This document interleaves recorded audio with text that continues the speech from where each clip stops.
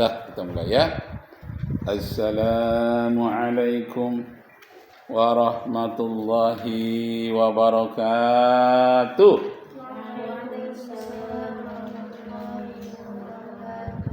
Syukur alhamdulillah kita persembahkan kehadiran Allah, salawat dan salam kepada Rasulullah sallallahu alaihi wasallam.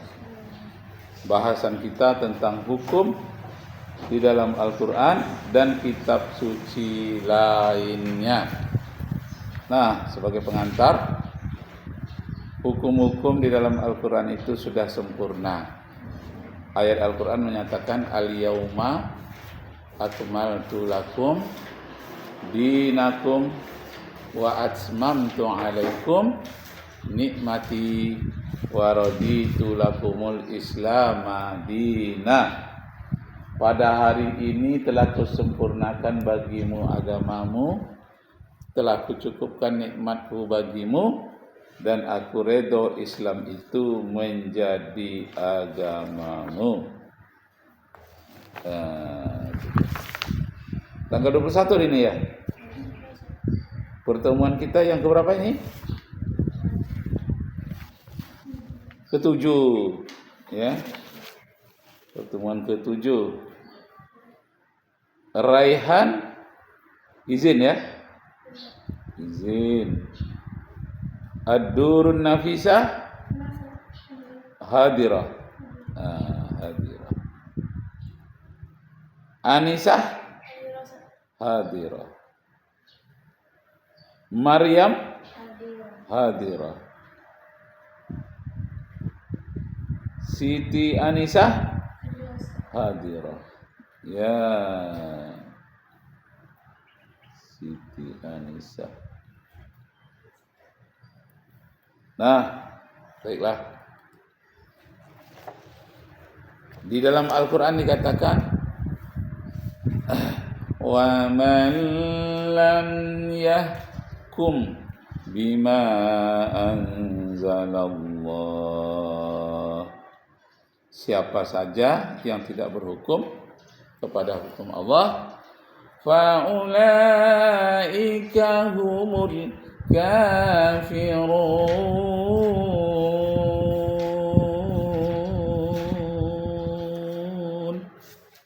Siapa yang tidak berhukum kepada hukum Allah, maka dia adalah kafir. Surat Al-Maidah ayat 50 ayat 45. Ya.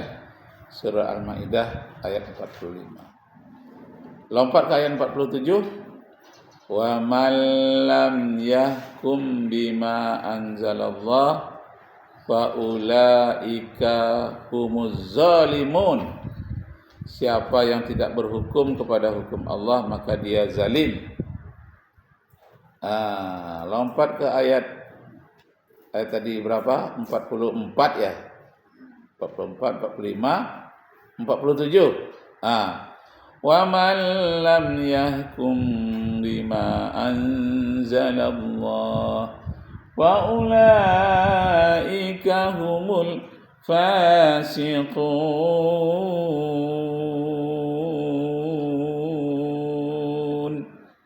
Siapa yang tidak berhukum kepada hukum Allah, maka dia fasik. Jadi ada 3 gelar orang yang tak berhukum pada hukum Allah. Bisa dia kafir, bisa dia zalim, bisa dia fasik. Kapan dia disebut kafir? Apabila dia tidak berhukum pada hukum Allah karena dia mengingkari. Enggak ada itu hukum Islam itu, kenapa diikuti? Jadi dia ingkari, enggak benar itu hukum Islam itu. Apa pula diikuti. Nah, kalau seperti itu maka dia disebut kafir. Tapi ada yang kedua disebut zalim. Menurut dia benar, tapi karena dia ingin berbuat aniaya, ingin sewenang-wenang, tak diikutnya hukum Quran. Menurut pakainya hukum yang lain-lain, supaya dia lebih beruntung sewenang-wenang. Pemerintahan yang sewenang-wenang, pimpinan yang sewenang-wenang. Karena dia ingin sewenang-wenang, ditinggalkannya hukum Al-Quran, maka dia disebut dengan zalim. Karena ingin berbuat aniaya, ditinggalkannya hukum Al-Quran, berarti dia zalim. Yang keberapa lagi? Yang ketiga, fasik. Siapa ini orang fasik? Yang fasik itu orang tahu tentang hukum Islam, paham dia, tapi tidak mau. Tidak mau dia melaksanakan. Tahu, tapi tidak mau. Dia hanya mempunyai kesadaran tahu, tapi tak punya kesadaran mau. Maka itu adalah orang yang fasik. Besok kalau Ustaz tanya dalam ujian, sudah bisa kalian membedakan apa beda orang yang tidak mengikut hukum Islam? Ada 3 macam. Pertama kafir, yang kedua zalim, ketiga fasik. Apa perbedaan antara ketiga itu? Nah, bisa jawab kan? Bedanya yang mana yang zalim, yang mana yang fasik, yang mana yang kafir. Oke. Siapa yang Ustaz tugaskan kemarin? Maryam, anak Pak Lurah, Maryam Jamila. Ya, coba Maryam baca 5 menit saja, tidak panjang-panjang. Coba baca. Apa katanya? Silakan. Yang keras ya, supaya terekam di sini. Hukum-hukum yang terdapat dalam Al-Quran dan kitab suci lainnya.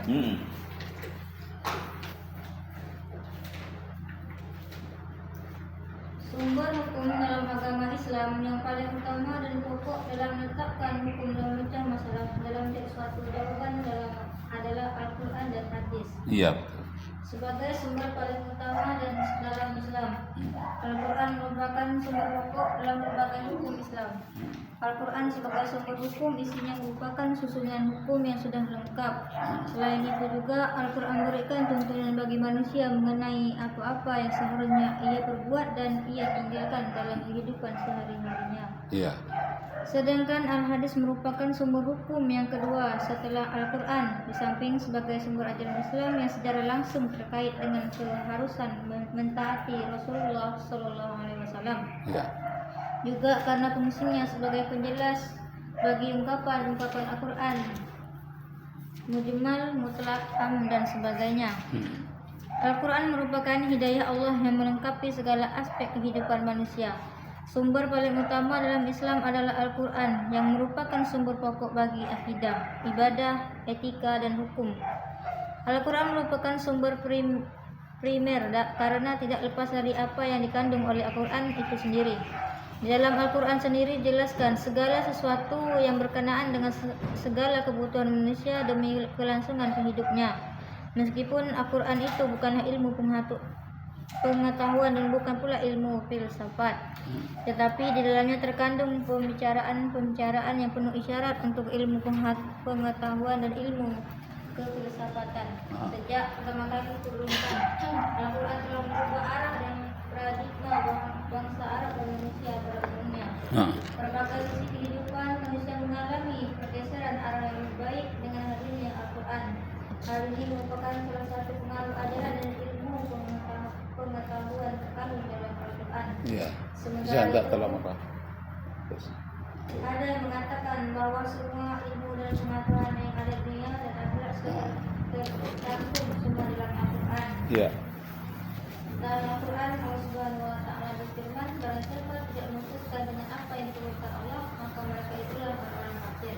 Surah Al-Maidah ayat 44. Ayat tersebut mendorong manusia, terutama orang-orang yang beriman, agar menjadikan Al-Quran sebagai sumber hukum dalam memutuskan suatu perkara, sehingga siapapun yang tidak menjadikannya sebagai sumber hukum untuk memutuskan perkara, maka manusia dianggap tidak beriman.